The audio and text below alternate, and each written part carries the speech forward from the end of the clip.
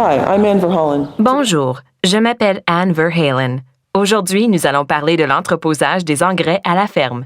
Bonjour, je m'appelle Mark. J'exploite une entreprise de culture commerciale avec mon frère et mon oncle près de London.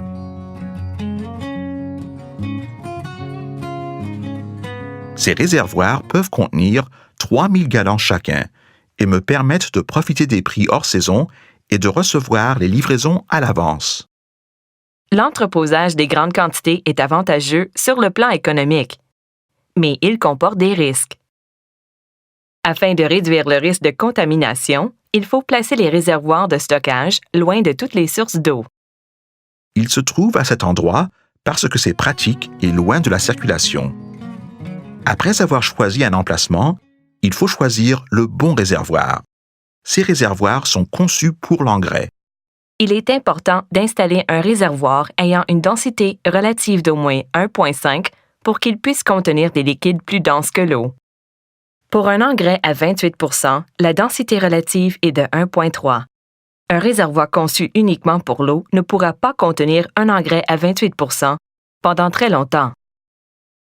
Après avoir participé à un atelier sur le plan agro-environnemental, j'ai appris que le meilleur moyen de gérer un déversement potentiel était de construire une enceinte de confinement secondaire autour des réservoirs. Marc a construit un système de parois en acier galvanisé avec une doublure de plastique imperméable. Finalement, cela ressemble un peu à une petite piscine. Si un des réservoirs fuit, la doublure contiendra l'engrais.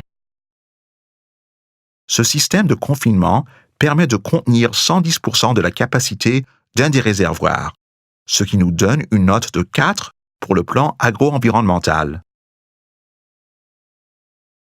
Il est important d'inspecter régulièrement les réservoirs et il faut toujours le faire avant de les remplir. L'emplacement de mes réservoirs a été choisi avec soin et je suis persuadé que le système de confinement pourra contenir toute fuite. Avec une bonne gestion, l'entreposage des engrais en vrac peut être avantageux pour votre ferme.